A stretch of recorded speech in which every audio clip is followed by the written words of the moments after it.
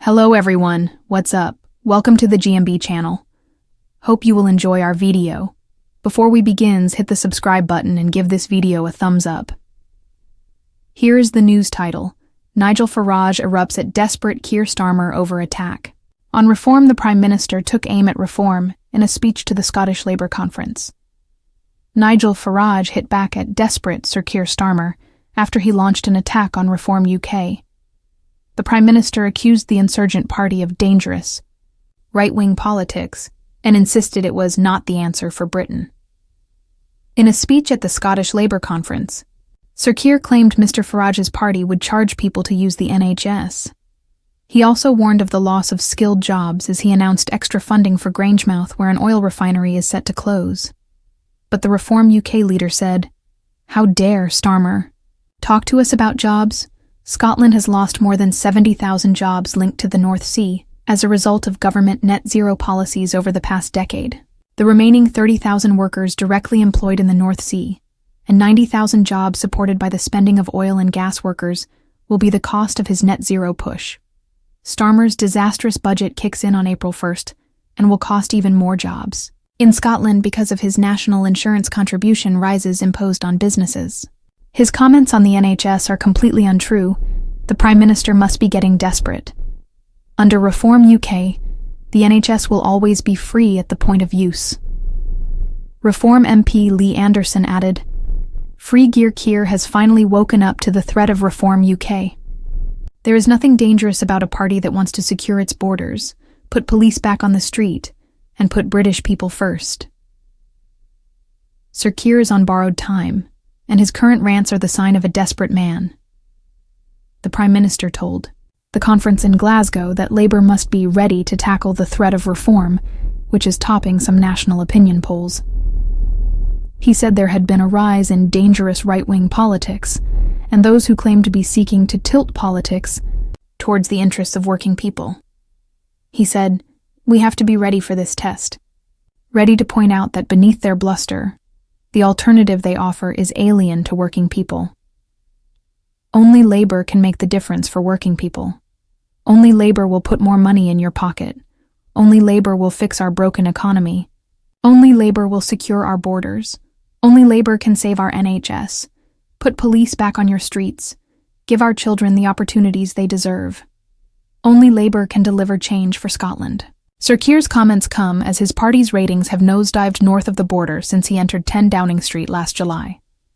He also announced that the UK government will provide an extra $200 million of funding for Grangemouth, where an oil refinery is due to transition into an import terminal in the coming months, risking as many as 400 jobs.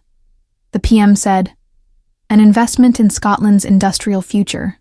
That's the difference a Labour government can make, because we all know what happens if we don't win this race. It's written into the fabric of every community in this nation. The skilled jobs that disappeared, the communities that lost their place. Miliband's net zero plan exposed as fantasy, but Labour already knew it was BET. The Energy Secretary promised GB Energy would create jobs and cut bills, but even Tony Blair's think tank has sounded the alarm bell. Ed Miliband's promises of a Britain basking in the glow of green-powered economic prosperity have been exposed as a fantasy. We should be just 5 years away from net zero nirvana, where the UK booms on the back of 650,000 new high-skilled jobs, while households see $300 lopped off their energy bills." That was the election promise made by Labour when it laid out its plans to create Great British Energy. But the pledges have been shown to be nonsense by none other than Miliband's own officials and a brutal intervention from Tony Blair's think tank. Labour knew its big election promise to cut energy costs was bogus, even before polling day. One senior frontbencher told party officials he would not argue the case during broadcast interviews. He admitted to me recently, "I knew it was Batina, so I wasn't going to defend it." Labour did not include the $300 promise in its official announcement about GB Energy just a few weeks after winning the election. Earlier this month, Keir Starmer was pressed on whether he stuck by the pledge, and his response was a lot more woolly than when he was trying to win over voters, saying the figure is the government's aim and what we are driving towards. Officials in the Department for Energy Security and Net Zero warned years ago that meeting green targets will push energy bills higher before any possible reduction. Their analysis found the cost of installing wind farms, solar farms, and other schemes will inflate prices in the short to medium term. Miliband has not explained how the assessment, which predates his tenure but remains on a live web page that was updated as recently as January, tallies with Labour's promises to cut bills. Many have railed against uncompromising net zero targets, but Labour took the previous government's commitments and ramped them up, bringing forward plans for clean power by 5 years. Part of the reforms to allow that to happen include relaxing the planning rules about where offshore wind farms can be installed. But it has now emerged that one of Britain's biggest wind farms was paid $65 million to cut its output by nearly 3/4 last year because there was not enough capacity in the grid to transport the power to where it was needed. Octopus Energy boss Greg Jackson warned the system is reminiscent of the wine lakes and butter mountains of the old European Common Agricultural Policy. Meanwhile, a giant natural gas field discovered under Lincolnshire that could supply the country's energy needs for 7 years will be left untouched, the government has said.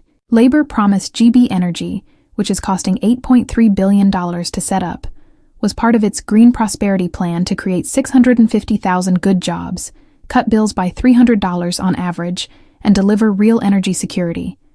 But getting a clear explanation about the wildly expensive project has been difficult. Tory Andrew Bowie captured the confusion and frustration about this probable white elephant when he raised the issue in the Commons. In October, it was claimed that GB Energy would directly employ 1,000 people. By November, that had fallen to 300 people. What is the figure? What are those jobs? Where will they be based? And what on earth will GB Energy actually do? Cabinet Minister Ian Murray dodged every question. Then last week, the Tony Blair Institute for Global Change spelt out clearly that the green industrial revolution will not provide the transformation being promised. It warned that even in a best-case scenario, green manufacturing is expected to employ around 425,000 people by 2050, well below and long after the 600,000 promised by Labour.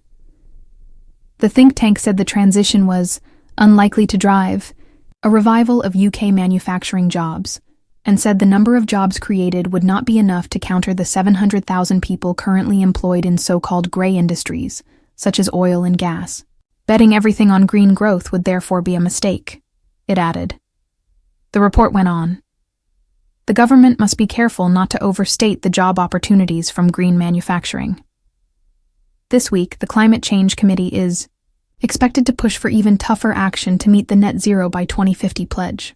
Miliband is so enamored with wind power that he took a ukulele to Lyndhurst Wind Farm near Mansfield, where he gave a rackety rendition of Bob Dylan.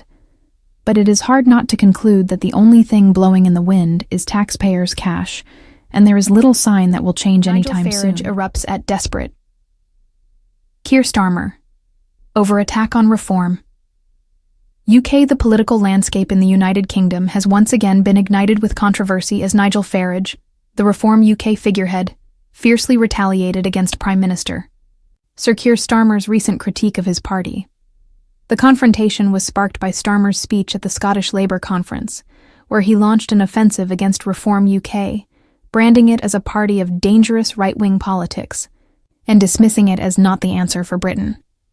Keir Starmer's attack on Reform UK. During his address, the Labour leader claimed that Reform UK would introduce fees for NHS services, an accusation that ignited a storm of responses from Farage and his allies. Starmer's statements also focused on the impending closure of the Grangemouth oil refinery, a move that could result in substantial job losses. As part of his response to the economic concerns, Starmer pledged an additional $200 million in government funding to support the region's transition from an oil refinery hub to an import terminal. Nigel Farage's fiery response, Nigel Farage, did not take these remarks lightly. In a rebuttal, he lambasted Starmer's claims, particularly regarding job losses and the NHS. He stated, "How dare Starmer talk to us about jobs? Scotland has lost more than 70,000 jobs linked to the north, as a result of government net zero policies over the past decade. Farage pointed to the broader economic impact of Starmer's policies, arguing that the Labour government's environmental agenda was undermining the livelihoods of thousands of Scottish workers. He further added, "The remaining 30,000 workers directly employed in the North Sea and 90,000 jobs supported by the spending of oil and gas workers will be the cost of his net zero push." He also took issue with Starmer's budget policies, asserting that Labour's national insurance contribution increases would further decimate employment opportunities across Scotland. On the NHS, Farage categorically denied Starmer's allegations, reiterating Reform UK's stance. His comments on the NHS are completely untrue. The Prime Minister must be getting desperate. Under Reform UK, the NHS will always be free at the point of use. Lee Anderson joins the offensive. Reform UK MP Lee Anderson echoed Farage's criticisms, ridiculing Starmer's remarks as politically motivated fear-mongering. Anderson stated, Keir has finally woken up to the threat of Reform UK. There is nothing dangerous about a party that wants to secure its borders, put police back on the street, and put British people first. He further accused Starmer of being a leader on borrowed time, suggesting that his criticisms of Reform UK reflected desperation in the face of the party's growing influence, Labour's warnings and electoral challenges. In his speech, Starmer sought to rally support among Scottish voters, warning against the rise of what he described as dangerous right-wing politics. He argued that Reform UK's proposals were ultimately detrimental to the interests of working people, saying, "We have to be ready for this test. Ready to point out that beneath their bluster, the alternative they offer is alien to working people." Starmer continued, insisting that only Labour had the solutions to the country's biggest challenges. Only Labour can make the difference for working people. Only Labour will put more money in your pocket. Only Labour will fix our broken economy. Only Labour will secure our borders. Only Labour can save our NHS. Put police back on your streets. Give our children the opportunities they deserve. Only Labour can deliver change for Scotland. However, despite these bold proclamations, Labour has faced declining support in Scotland since Starmer took office in July of the previous year. The party's struggles north of the border have been a growing concern, particularly as Reform UK continues to rise in national opinion polls. Economic implications and the future of Grangemouth. One of the most pressing issues tied to this political feud is the future of Grangemouth, Scotland's largest oil refinery, which is set to transition into an import terminal. This move threatens the loss of up to 400 jobs, fueling economic anxiety in the region. To mitigate the impact, Starmer announced a $200 million investment, arguing that Labour was committed to securing Scotland's industrial future. An investment in Scotland's industrial future. That's the difference a Labour government can make, because we all know what happens if we don't win this race. It's written into the fabric of every community in this nation. The skilled jobs that disappeared, the communities that lost their place in the world. So, what do you guys think about this update? Let me know in the comment below.